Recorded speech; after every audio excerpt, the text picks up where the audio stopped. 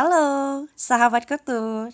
Kali ini saya, Ketut Yudi Astini, akan menjelaskan tentang fungsi dan peran APBN dan APBD dalam pembangunan ekonomi.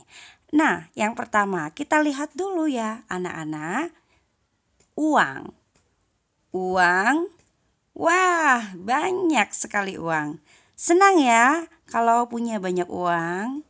Nah, anak-anak, kalau nanti seumpama kalian punya banyak uang, mau dipakai untuk apa uang itu? Mau dipakai shopping? Mau dipakai liburan ke Paris? Atau liburan ke Jepang? Atau mungkin mau dinner bersama keluarga tercinta atau teman-teman tersayang? Nah, lalu mengapa ya pemerintah tidak mencetak uang sebanyak-banyaknya? Kan nanti masyarakat jadi banyak uang, kaya raya. Loh, kenapa ada masalah? Kok bisa banyak uang sama dengan masalah? Banyaknya jumlah uang yang beredar di masyarakat itu akan menyebabkan harga barang-barang akan terus naik. Baju jadi harganya naik. Minyak mentah jadi naik, harga bahan pangan juga naik. Wah, semua barang-barang jadi naik. Maka akan terjadi yang namanya inflasi. Wah, takut. Oleh karena itu, dari masalah yang timbul, kita memerlukan solusi. Pemerintah akan mengeluarkan kebijakan untuk menyelesaikan permasalahan yang ada di negara kita. Pertama, dengan kebijakan moneter. Kebijakan moneter adalah kebijakan pemerintah melalui bank sentral sebagai pemegang otoritas moneter untuk mengendalikan jumlah uang yang beredar dalam rangka mencapai kestabilan ekonomi. Adapun tujuan kebijakan moneter, yang pertama, menjaga stabilitas ekonomi, yang kedua, menjaga stabilitas harga, yang ketiga, meningkatkan kesempatan kerja, yang keempat, memperbaiki posisi neraca perdagangan dan neraca pembayaran. Menjaga stabilitas ekonomi. Jalannya roda perekonomian akan terganggu jika jumlah uang yang beredar melebihi atau lebih sedikit dari jumlah barang dan jasa yang beredar. Hal ini karena bisa mengakibatkan terjadinya inflasi atau deflasi. Untuk itu, kebijakan moneter sangat diperlukan untuk menjaga stabilitas ekonomi yang selalu mengupayakan jumlah uang yang beredar seimbang dengan jumlah barang dan jasa.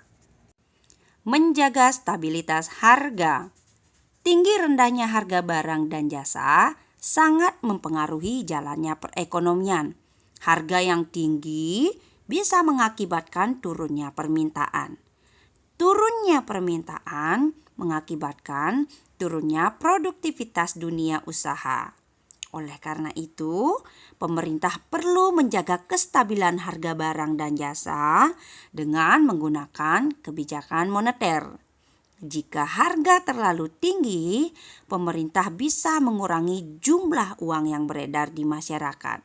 Dan demikian pula sebaliknya. Meningkatkan kesempatan kerja.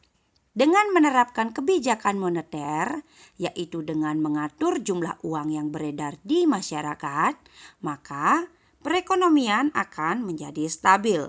Perekonomian yang stabil akan mendorong dunia usaha untuk melakukan investasi baru yang pada akhirnya dapat menyerap tenaga kerja dan meningkatkan kesempatan kerja. Memperbaiki posisi neraca perdagangan dan neraca pembayaran. Salah satu kebijakan moneter yang dapat diambil yaitu dengan menjalankan kebijakan devaluasi atau menurunkan nilai mata uang dalam negeri terhadap mata uang asing. Dengan devaluasi, harga barang di dalam negeri menjadi lebih murah jika dibeli dengan menggunakan valuta asing. Dan pada akhirnya bisa meningkatkan ekspor ke luar negeri.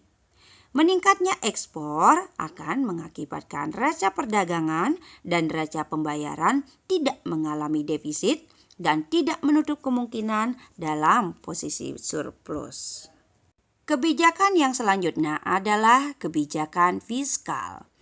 Suatu kebijakan ekonomi yang dilakukan oleh pemerintah dalam pengelolaan keuangan negara, dan kebijakan fiskal terbatas pada sumber-sumber penerimaan dan alokasi pengeluaran negara yang tercantum dalam APBN, dan semua itu untuk mengarahkan kondisi perekonomian menjadi lebih baik.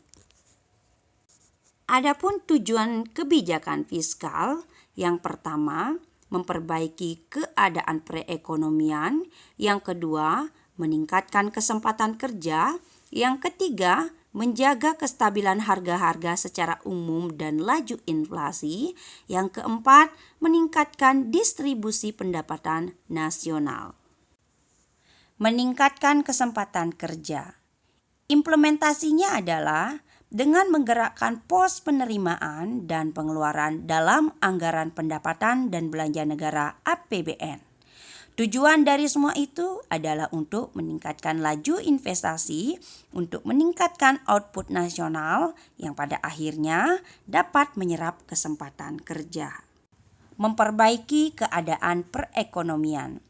Hal ini dapat dilakukan dengan mengatur tingkat konsumsi pemerintah atau government, jumlah transfer pemerintah atau TR, dan jumlah pajak TX yang diterima sehingga dapat mempengaruhi tingkat pendapatan nasional atau Y. Menjaga kestabilan harga-harga secara umum dan laju inflasi. Implementasi dari kebijakan ini adalah dengan menetapkan pajak langsung progresif dan pajak komoditas dengan harapan dapat menjaga stabilitas harga dan dapat menekan laju inflasi yang timbul di masyarakat. Meningkatkan distribusi pendapatan nasional. Implementasi dari kebijakan ini untuk meningkatkan pendapatan nyata masyarakat, dan semua ini dapat tercipta apabila investasi dari pemerintah dalam pembangunan dapat dilakukan secara merata dan berimbang pada berbagai sektor dan seluruh wilayah negara. Nah, sahabat ketut, demikianlah dua kebijakan yang dilakukan oleh pemerintah dalam menangani masalah ekonomi yang terjadi dalam suatu negara. Demikian penjelasan kali ini, semoga bermanfaat dan salam sehat.